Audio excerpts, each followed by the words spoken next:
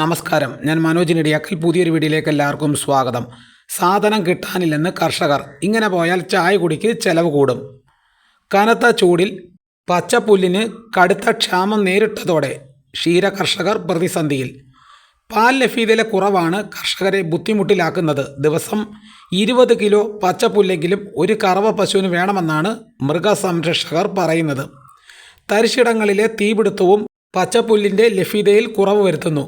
പ്രതിസന്ധികളുടെ നടുവിൽ കാലിത്തീറ്റ വില ഒരു വർഷത്തിനിടെ 25% വർദ്ധിച്ചത്. കന്നുകാലികളെ വിറ്റഴിക്കാമെന്ന് കരുതിയാൽ വാങ്ങാനും ആളില്ല.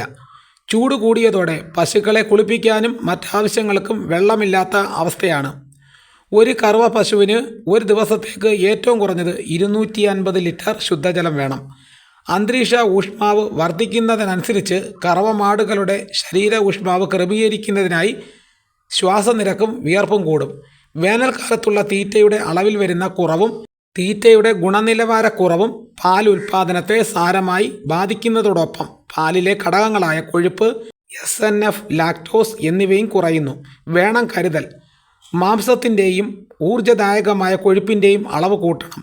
നാരിൻ്റെ അംശം കുറയ്ക്കണം. പരുത്തിക്കുരു, സോയാബീൻ എന്നിവ തീറ്റയിൽ ഉൾപ്പെടുത്താം.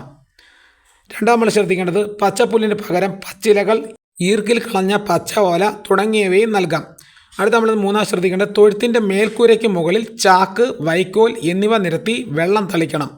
തൊഴുത്തിന് ചുറ്റും തണൽ മരങ്ങൾ വച്ചു പിടിപ്പിക്കുക. ദിവസേന 1-2 പ്രാവശ്യം പശുക്കളെ കുളിപ്പിക്കുക. തൊഴുത്തിൽ ഫാനിടുക. ശ്രദ്ധിക്കേണ്ടത് രാവിലെ 10 മുതൽ വൈകിട്ട് 5 വരെ വെയിലത്ത് കെട്ടിയിടരുത്. ശുദ്ധജലം യഥേഷ്ടം കുടിക്കാൻ കൊടുക്കണം. ശ്രദ്ധിക്കേണ്ടത് മറ്റ് സമയങ്ങളിൽ നൽകുന്ന വെള്ളത്തിൻ്റെ അളവിൽ 1 മുതൽ 2 മടങ്ങ് വരെ വർദ്ധിപ്പിക്കണം. ഓരോ ദിവസം കഴിയുന്നതനുസരിച്ച് നമ്മുടെ നാട്ടിൽ പശു വളർത്തൽ കുറഞ്ഞു വരികയാണ്. അപ്പോൾ എല്ലാവരും പശുവിനെയൊക്കെ ഒന്ന് വളർത്തുക. പാലിനിപ്പോൾ നല്ല വിലയാണ്.